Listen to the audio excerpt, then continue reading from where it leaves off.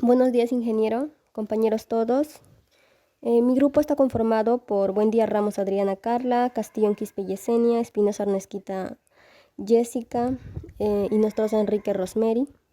Nosotras le vamos a explicar acerca de las propiedades físicas y químicas que tiene la arcilla. Mi nombre es Yesenia Castillón Quispe y mi persona les va a explicar acerca de la definición de las arcillas, la clasificación de las arcillas y una parte de las propiedades físicas que tiene la arcilla. Las arcillas. Las arcillas las vamos a definir como rocas sedimentarias descompuestas constituidas por agregados de silicatos de aluminio hidratados y que son procedentes de la descomposición de rocas que contienen feldespato, como el granito. Esta presenta diversas coloraciones según las impurezas que contiene, desde el rojo anaranjado hasta el blanco como en estado puro. Al mezclarlas, estas con el agua forma una materia muy plástica, lo cual se endurece al cocinarla. ¿Cómo podemos definir a la arcilla en ingeniería? Pues las arcillas son un grupo de minerales industriales con características mineralógicas y genéticas muy variadas, de las que derivan un amplio rango de propiedades y por la consiguiente tiene muchas aplicaciones industriales. Clasificación de las arcillas.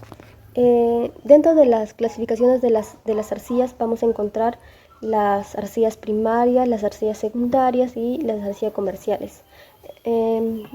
Primero les voy a explicar acerca de las arcillas primarias. Y ahora, ¿qué son las arcillas primarias? Pues las arcillas primarias son las que se encuentran en el mismo lugar en donde se formaron. Es decir, que no han sido transportadas por el agua ni por el aire. Estas son muy raras, siendo sus principales características de ser de color blanco. Son poco plásticas y muy puras, y por ser poco plásticas pues no son muy útiles para los ceramistas. Dentro de las arcillas primarias se encuentran las arcillas caulines.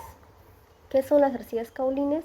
Pues estas son arcillas residuales, las más puras y que tienen un alto porcentaje de caulinita.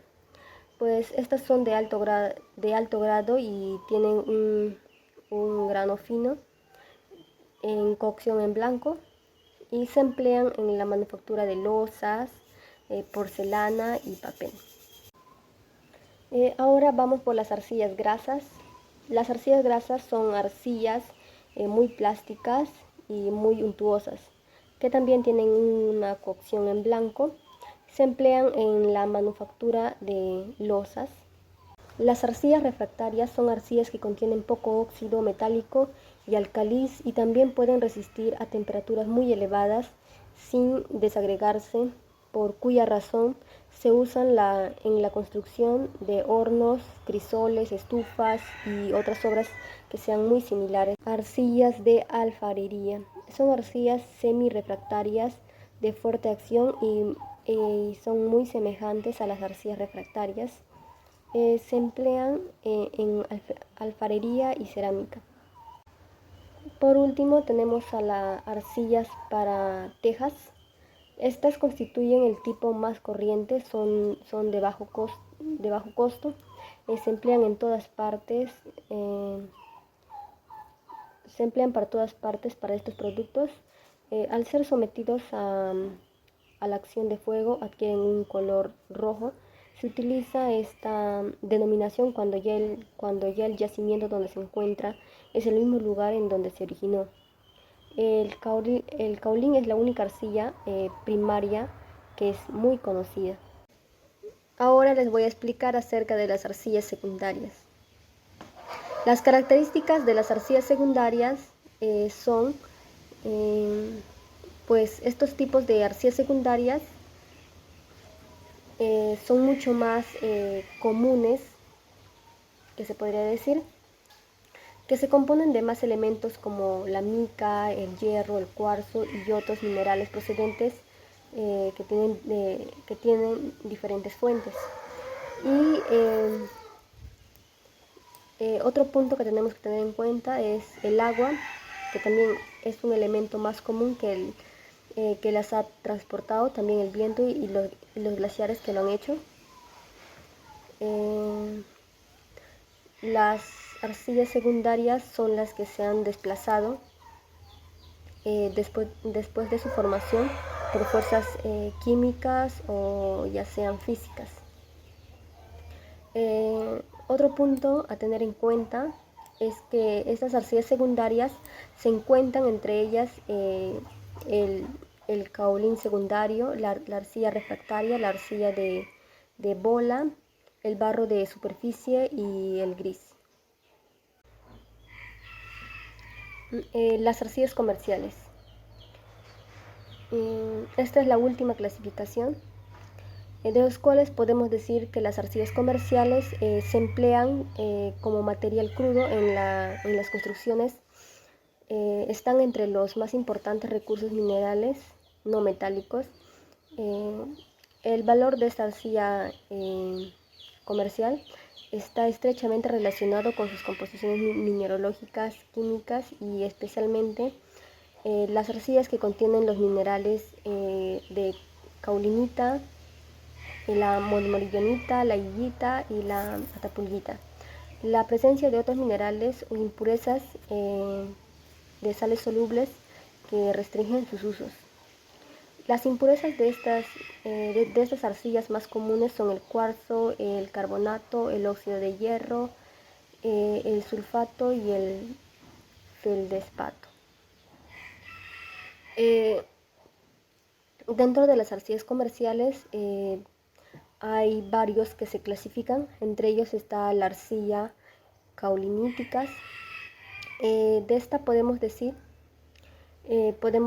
que son las que contienen un alto porcentaje de mineral de caulinita.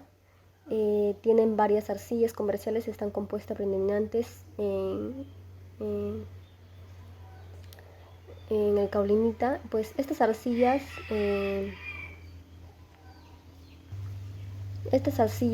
son la arcilla china, la arcilla esferoidal, la arcilla retractaria y la arcilla dura, entre otras que podemos encontrar ahí.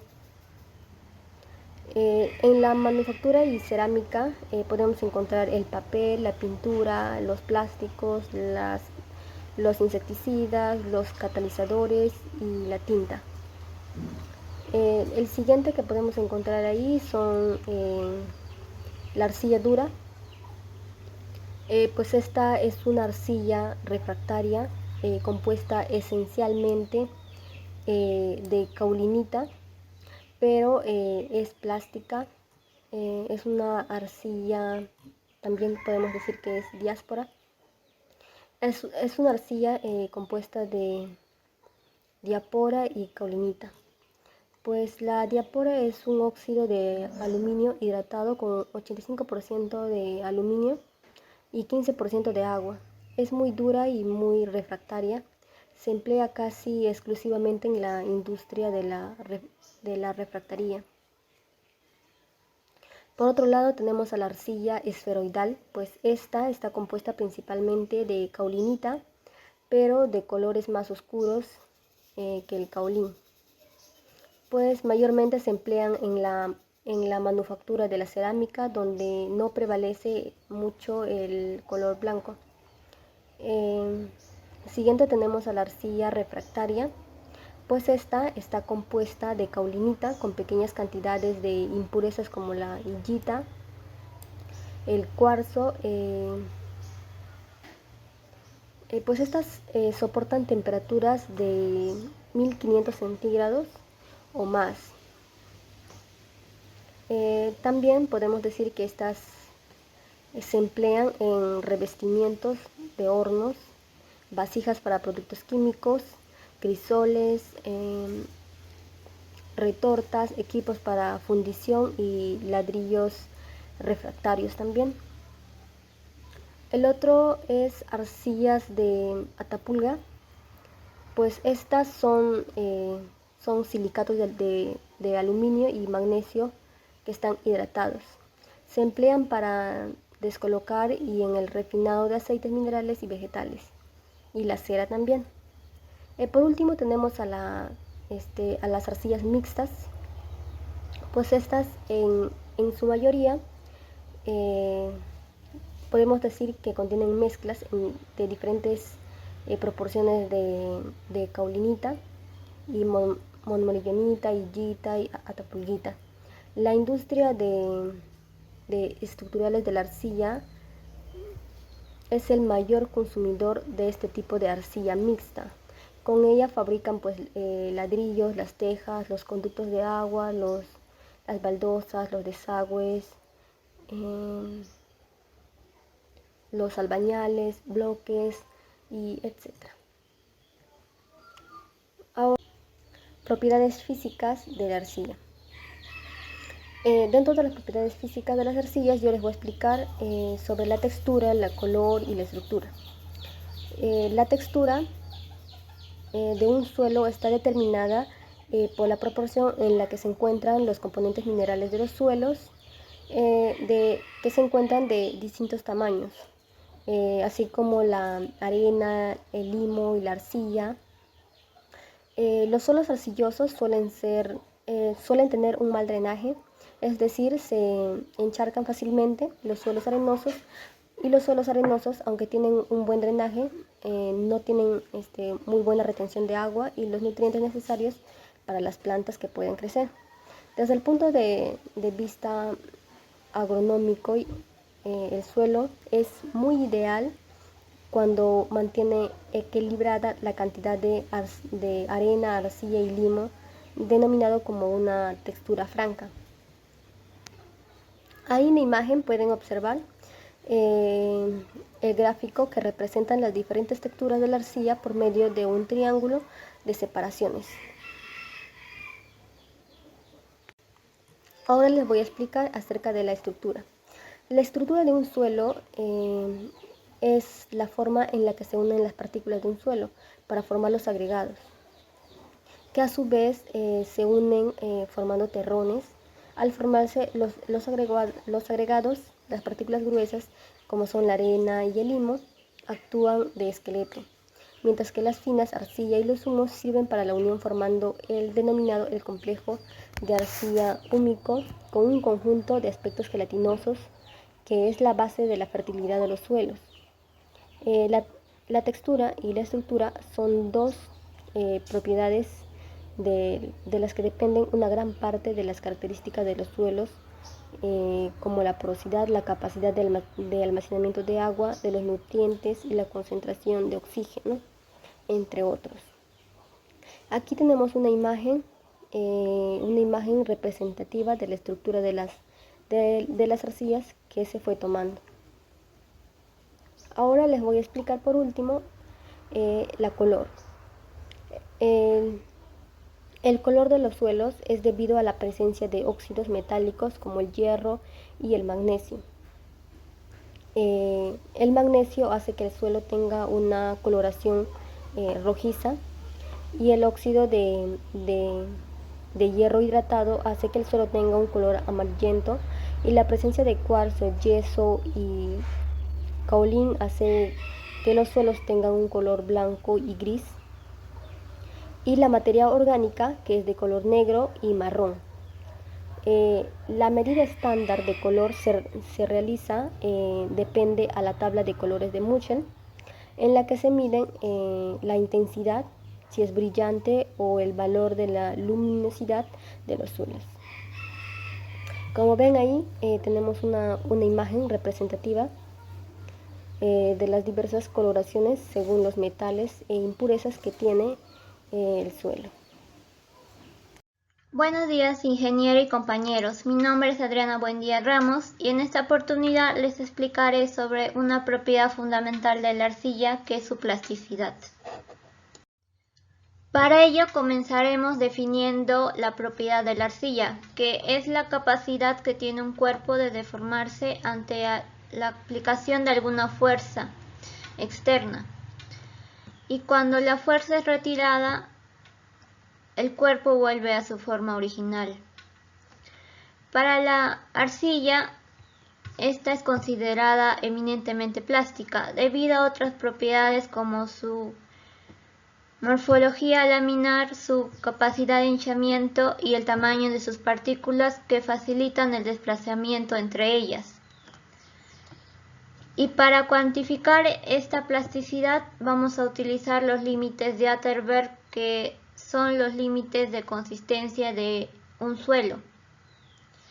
Como podemos observar en la imagen, se componen de tres límites, que es el límite líquido, el límite plástico y el límite de retracción o contracción. En el límite de retracción, el suelo es prácticamente seco y pasa de un estado sólido a un semisólido en el límite plástico, cuando la humedad va creciendo continuamente. Y para el límite líquido podemos considerar que el suelo ya es prácticamente la mezcla fluida del agua y el suelo. Los ensayos para determinar el límite líquido y el límite plástico se explicarán a continuación. Para el límite líquido se evalúa la humedad de una muestra de 100 gramos que pasó previamente por el tamiz número 40. Esta masa de suelo es remoldeada con agua destilada y cortada con un ranurador de dimensiones estándar, que fluye hasta unirse en una distancia de 13 milímetros, bajo el impacto de 25 golpes en la cuchara de Casagrande. Para el límite plástico vamos a formar pequeños cilindros con 8 gramos de la muestra de arcilla que pasó previamente por el tamiz de 400 micrómetros, con la palma de la mano sobre una superficie lisa, hasta que se obtenga un diámetro de 3 milímetros. Cuando vemos que los cilindros se cuartean en trozos de 6 milímetros aproximadamente, se ha alcanzado la humedad del límite plástico. Con los valores obtenidos a través de los ensayos del límite líquido y el límite plástico, podemos calcular diferentes valores para describir el comportamiento de nuestro suelo. En este caso tenemos el índice de plasticidad, que nos dice que muestra el tamaño del intervalo de variación del contenido de humedad con el cual el suelo se mantiene plástico. Para calcular este valor debemos restar el límite líquido menos el límite plástico. Asimismo, con este resultado obtenido podemos describir la composición, comportamiento y naturaleza de la arcilla. En sí, la arcilla tiene un nivel de plasticidad mayor a 35, por lo tanto podemos decir que es eminentemente plástica. También concluimos que una arcilla es más plástica que otra si tiene un índice de plasticidad superior. Asimismo, podemos hallar el índice de contracción con la fórmula que nos dio Casagrande, que es igual a 2.5 por el límite líquido más 45 el límite plástico. Todo esto entre el límite líquido menos el límite plástico más 45. Y para medir el nivel de consistencia relativa, calculamos el índice de fluidez, que es el porcentaje de humedad menos el límite plástico, entre el índice de plasticidad. Ahora, para el índice de consistencia utilizamos la siguiente fórmula, que es el límite líquido menos el porcentaje de humedad entre el índice de plasticidad. A través de los ensayos realizados, Casagrande propone un gráfico de plasticidad para los suelos finos. Como podemos observar en la imagen, consta de una línea A que divide a las arcillas inorgánicas de los limos inorgánicos de alta compresibilidad y arcillas orgánicas. Esta línea A está dada por el índice de plasticidad, que es igual a 0.73 por el límite líquido menos 20. También podemos observar que los divide el límite líquido.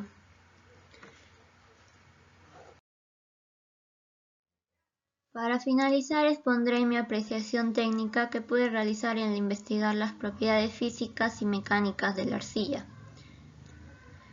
Considero que la arcilla es un suelo cohesivo debido a que tiene un alto grado de porosidad de entre 40 a 60%.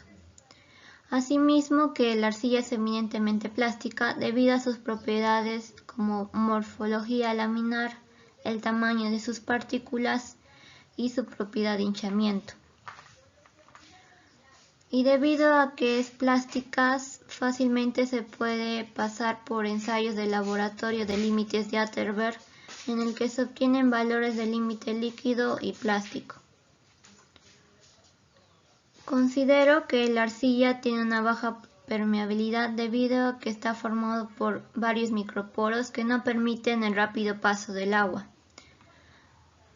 Y por último, que la arcilla es un suelo inestable y expansivo, por lo que no es el más adecuado para ser usado como cimentación de edificaciones. Sin embargo, como ingeniero civil debemos buscar las soluciones que mejoren el empuje del suelo, o en todo caso podemos aumentar el tamaño de la zapata para que pueda resistir las cargas de las edificaciones. Eso sería todo por mi parte. Muchas gracias. Mi nombre es Jessica Espinosa Arnesquito y hoy les voy a explicar sobre la permeabilidad, la superficie específica y el estado coloidal de la arcilla. Vamos a definir qué es la permeabilidad. La permeabilidad de un material permite que un fluido lo atraviese sin alterar su estructura interna. Se dice que un material es permeable si deja pasar a través de él una cantidad apreciable de fluido en un tiempo dado, e impermeable si la cantidad de fluido es despreciable. Aquí tengo dos muestras, una es de arena y la otra es de arcilla. Bueno, en la arena, al nosotros echar el agua, este agua va a fluir rápidamente, que va a llegar rápido al final. Quiere decir que esta arena es permeable. En cambio, en la arcilla va a llegar al final, pero esto va a ser un proceso lento. Y ahora vamos a decir cuáles son los factores que son afectados por la permeabilidad. Uno de ellos es la densidad del suelo. Otra es la relación de vacíos del suelo. Quiere decir que si sus partículas son más grandes, este suelo va a tener mayor vacío. Y si son más pequeñas, como la arcilla, este va a tener poco o casi nada de vacíos. Es por eso que también al incluir el agua, este va a demorar, o sea, va a depender del tiempo hasta que llegue al final. Clases de permeabilidad que existen. En una permeabilidad lenta tenemos los suelos impermeables, que son por ejemplo las arcillas homogéneas. En una permeabilidad moderada tenemos las arenas muy finas, los limos orgánicos e inorgánicos, las mezclas de arena, el limo, la arcilla, los depósitos estratificados de arcilla y muchos más, ¿no? Ahora, en la permeabilidad rápida encontramos la grava limpia, las arenas limpias, la arena limpia y las mezclas de grava, una combinación de estas. Entonces, teniendo la permeabilidad, las clases de permeabilidades, vamos a definir nuevamente qué es la permeabilidad. La permeabilidad de un suelo, ¿no? Esta permeabilidad de un suelo se define según el tamaño de poros que puede existir en el suelo. El tamaño y el número de poros gradúan estrechamente la relación con la textura y la estructura del suelo y también influye su permeabilidad. los factores más importantes que intervienen en la permeabilidad son la relación de vacíos del suelo, el espacio de los vanos es proporcional al tamaño de las partículas. Quiere decir que en un suelo vamos a encontrar tanto como aire, agua, que esto vienen a formar el vacío del suelo, y las partículas de suelo, que son la parte sólida del suelo.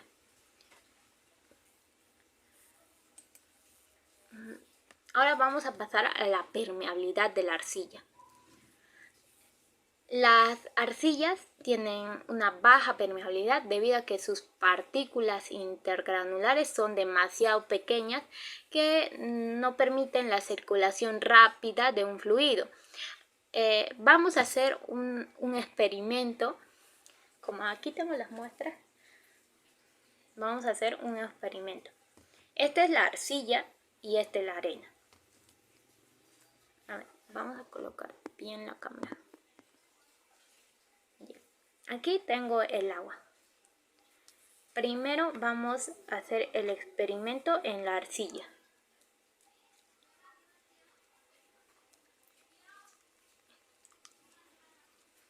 Y como vemos, rápidamente el agua llega al final de la muestra. Al final se acumula el agua. Esta arcilla, la arena ha llegado a la parte final ya de la arena. Ya está completamente saturada. Y esto ha sido en un par de segundos que se ha saturado. Ahora vamos a ver qué pasa con la arcilla.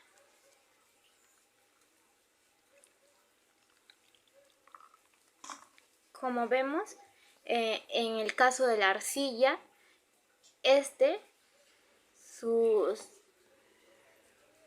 el fluido es lentamente que avanza.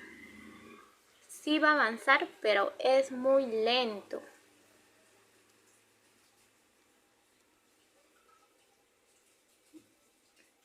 Por eso se define que la arcilla es poco permeable o tiene una baja permeabilidad. Aquí tengo las dos muestras. Como vemos, la arcilla todavía no. O sea, en el caso de la arcilla, el agua todavía está lentamente bajando. Pero sí va a bajar poco a poco. La arena es un material permeable y la arcilla tiene una baja permeabilidad o muy poca, ¿no?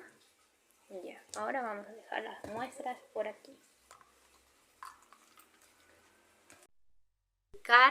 Sobre la superficie específica de la arcilla.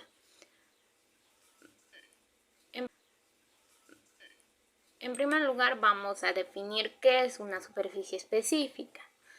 Nos dice que la superficie específica de una partícula del suelo posee una carga eléctrica que puede ser negativa o positiva, y esta está en una relación directa con la magnitud de área por unidad de masa o una superficie específica. Quiere decir que cuanta más pequeña sea una partícula, mayor será su superficie específica o mayor será la carga eléctrica.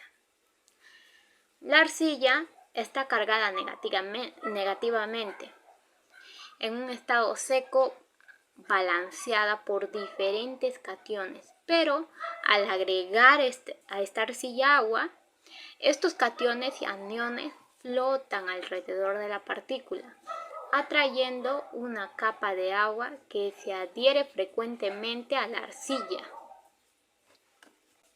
Seguidamente vamos a pasar al estado coloidal de la arcilla. El suelo es una mezcla de partículas de diferentes naturalezas y tamaños. No todas las partículas de la fase sólida tienen la capacidad de intercambiar cationes. Los componentes que se contribuyen a la capacidad de intercambio de cationes son los que forman el complejo coloidal o complejo de intercambio de suelo, que está constituido por arcillas, óxidos coloidales y humus, entre el valor de la capacidad de intercambio de cationes. Mi nombre es Rosemary Lisbeth Nostroza Enrique. En esta oportunidad les voy a explicar 3 propiedades químicas de las arcillas. Para ello vamos a empezar con la capacidad de intercambio catiónico, o también conocido entre sus siglas la SIC. La capacidad de intercambio catiónico estima los sitios de carga de las arcillas, tanto las cargas permanentes como las cargas dependientes de pH. Estos sitios de intercambio retienen por fuerzas electrostáticas a los cationes. El intercambio catiónico básicamente se define como un indicador indirecto de la capacidad amortiguadora de los suelos y que es función de la cantidad y tipo de arcilla. Entonces, definimos a la capacidad de intercambio catiónico como los procesos reversibles por los cuales las partículas sólidas del suelo absorben iones de la fase acuosa. De esta manera, liberando al mismo tiempo otros iones en cantidades equivalentes. Y esto hace que se establezca el equilibrio entre ambas fases. También esta es una capacidad que tiene el suelo que permite retener y liberar iones positivos. Ahora vamos a ver a la capacidad de intercambio catiónico en los suelos. La capacidad de intercambio catiónico contribuye a las clases, cantidades y combinaciones de los minerales arcillosos en los suelos. Asimismo, en las cantidades de materia orgánica y su estado de descomposición. Y por último, también las arcillas con gran capacidad de intercambio, estos tienden a enlazarse los cationes bivalentes.